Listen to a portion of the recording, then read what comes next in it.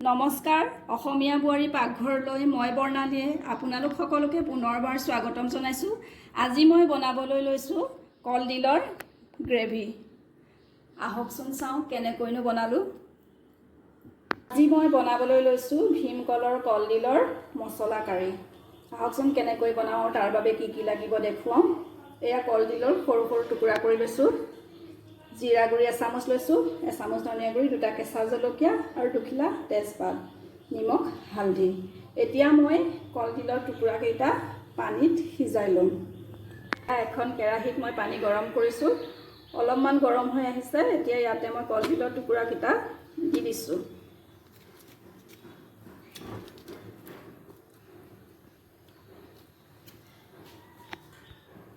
ইয়াতে অকণমান নিমখ দি দিছোঁ, তেতিয়া কলডিলখিনি সোনকালে সিজিব আৰু নিমখটো সোমাই যাব। তাৰপিছত মই ঢাকন মাৰি এইখিনি সিজিব দিছোঁ। এইখিনি মই 10 মিনিটমান সিজালোঁ। সিজিছে নাই চাওঁ। এয়া সিজি গৈছে, পূৰা সিজিব নালাগে, অলপমান সিজিলেই হ'ল। এতিয়া মই গেছটো অফ কৰিলোঁ। এইখিনি মই এতিয়া উঠাই দিম। কলডিলখিনি ঠাণ্ডা হোৱাৰ পিছত এতিয়া মই এইখিনি খুন্দনাত অলপমান থেতেলিয়াই ল'ম। এইখিনি পটাটো পিচিব পাৰি, কিন্তু মই পটা ব্যৱহাৰ কৰা নাই, খুন্দনাতে এয়া খুন্দি ল'ম গোটেইখিনি। এয়া এইখিনি চাওক, মই এনেকুৱাকৈ খুন্দি লৈছোঁ। এইদৰে মই গোটেইখিনি খুন্দি ল'ম। এইখিনি উলিয়াই থৈছোঁ। এতিয়া নেক্সটখিনি খুন্দিম। এয়া কলডিলখিনি খুন্দা হৈ গ'ল। এইখিনি মই ইয়াৰ পিছত কেৰাহীত তেল গৰম কৰি ভাজি ল'ম। মই আচলতে 3টা বস্তুৰ কথা ক'বলৈ পাহৰিছিলোঁ, খুবেই বিজি আছিলোঁ আজি, সেইকাৰণে মই ক'ব পাহৰিলোঁ। এয়া মই এটা আলু সিজাই লৈছোঁ, মই দাইলতে দি লৈছোঁ, বেলেগকৈও সিজাই ল'ব পাৰি। আৰু এটা মিডিয়াম চাইজৰ পিঁয়াজ সৰুকৈ কাটি লৈছোঁ, আৰু নহৰু আদাৰ এটা পেষ্ট দিছোঁ 1 চামুচমান। এয়া তেল গৰম হ'ল। ইয়াতে মই অকণমান গোটা জিৰা দিছোঁ, পাঁচফোৰণো দিব পাৰি। মই গোটা জিৰা দিছোঁ। এতিয়া ফালি লোৱা জলকীয়া দুটা দিছোঁ, তেজপাত জলকীয়া, কাটি লোৱা পিঁয়াজ দিছোঁ। পিঁয়াজখিনি অকণমান ভাজি লোৱাৰ পিছত মই এতিয়া আদা নহৰু পেষ্টখিনি ইয়াতে দি দিছোঁ। এইখিনি অকণমান ভাজি লোৱাৰ পিছত মই মছলাখিনি ইয়াতে যোগ দিম।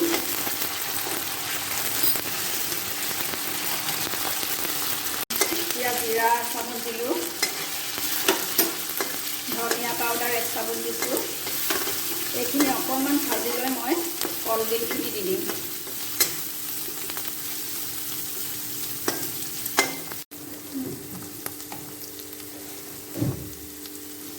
পৰিমাণ অনুযায়ী মই এতিয়া ইয়াতে হালধি দিছোঁ। হালধিখিনি দিয়াৰ পিছতে মই কলডিলখিনি ইয়াত দি দিম।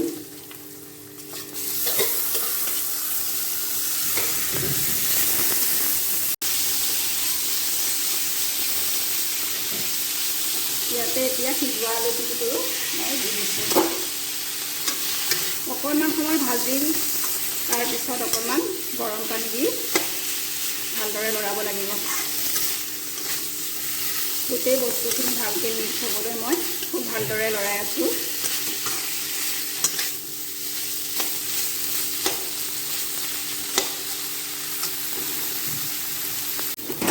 এইখিনি মই 5 মিনিটমান ভাজি ল'লোঁ। এতিয়া মই ইয়াতে অকণমান গৰম পানী দি দিম। যিহেতু ভাজিখন আমাৰ অকণমান জোল হ'ব, সেইকাৰণে মই অলপ অলপকৈ অকণ পানী দি উতলিব দিম।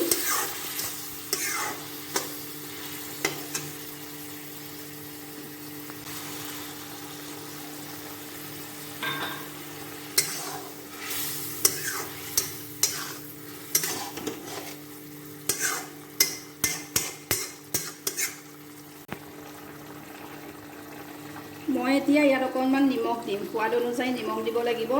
মই অলপমানহে দিম, যিহেতু মই সিজাওঁতে অকণমান দি লৈছিলোঁ, সেইকাৰণে মই এয়া অকণমান নিমখ ছটিয়াই দিছোঁ।